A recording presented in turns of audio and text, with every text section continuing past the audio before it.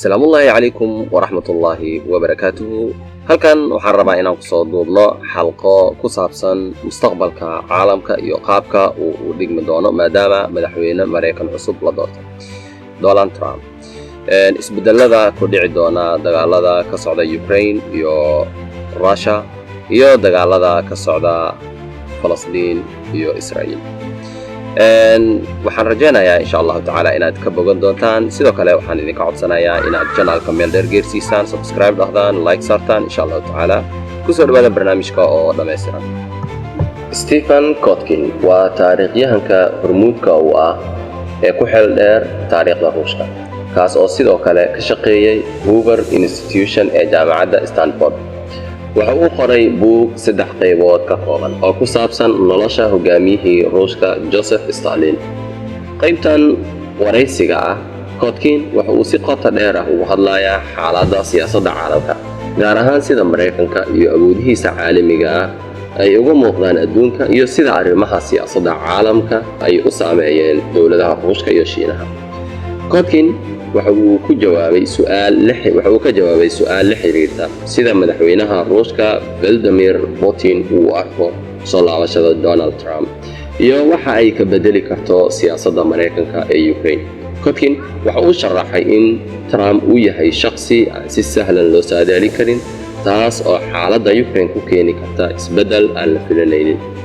waxa uu intaasi ku daray in Putin iyo Xi Jinping ay arkeen in Mareykanku uu si daciifayo iyagoo tusaale u soo qaatay khaladaadkii Mareykanku ka galay dagaaladii Iraq iyo Afghanistan iyo dhibaatooyinkii dhaqaale ee 2008 taasoo ku abuurtay inay u arkaan labadaasi ninba in reer galbeedku si luminayaan awoodoodii hore.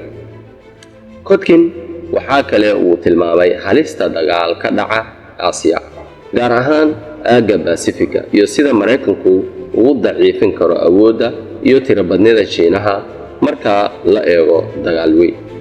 waxa uu sidoo kale sheegay in Trump uu leeyahay astaamo dhaqan iyo hami siyaasadeed oo ka duwan madaxdii hore ee Mareykanka balse wuxuu carabka ku adkeeyay in Trump inkastoo uu yahay shakhsi mararka qaar fikradaha xag jirka ah ka hadla uusan haysan awoodii buuxda ee keligii taliyaha uu lahaa sida ninkii la dhihi jiray Stalin iyo Putin oo kale.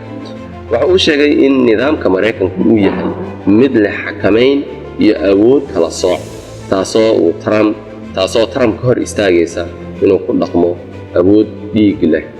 Kotkin ayaa aaminsan in Mareykanku uu yahay waddan leh nidaam adag oo xakameynaya awoodaha madaxda si aysan ugu faa'iideysan inay ku xadgudbaan dadka shacabka ah.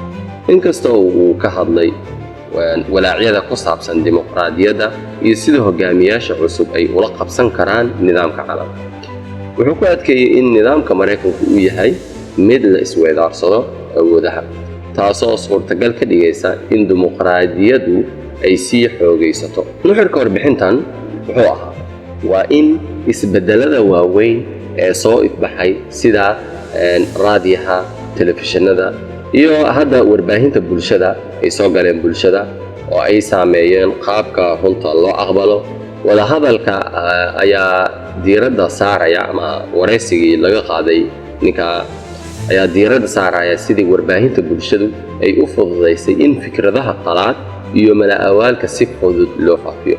arrintan waxay bedeshay habkii la isku waafajin jiray runta taasoo abuurtay caqabado cusub oo loogu gudbi karo aqoon iyo hogaamin sax ah. qoraagu la yiraahdo Kotkin waxa uu soo jeediyay in si loo horumariyo bulshada dawladda Mareykanka iyo kuwa gargaarka bixiya ay diiradda saaraan maalgelinta dugsiyada farsamada iyo kulliyadaha bulshada si loo abuuro shaqooyin iyo xirfado cusub.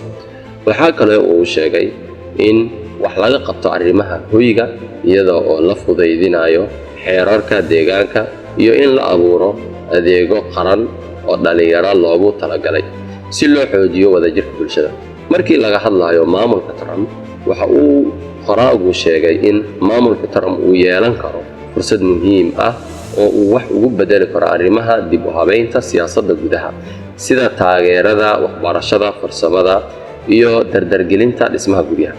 laakiin sidoo kale waxa uu xusay in Trump uu noqon karo madaxweyne daciif ah oo xoogga saara ciqaabta kuwa uu u arko inay dhib u geysteen, taasoo dhaawici karta waxqabadka. waxaa sidoo kale laga hadlay saamaynta Maraykanka ku yeelanayo xiriirka caalamiga ah iyo sida la doonayo in loo kordhiyo awoodda Maraykanka si ay ula qabsadaan ballanqaadyadooda caalamiga ah, iyadoo la tixraacayo xaaladaha amniga iyo dhaqaalaha oo sii adkaanaya. Qoraagu wuxuu ku soo gabagabeeyey in Maraykanku uu u baahan yahay inay jawaab u helaan sidii ay u xoojin lahaayeen awooddooda iyo wadajirkeeda gudaha si ay ugu guulaystaan mas'uuliyaddooda caalamka. halkaasi ayaan ku soo gabagabeynaynaa waraysigii uu bixiyey qoraaga weyn ee Cocktail.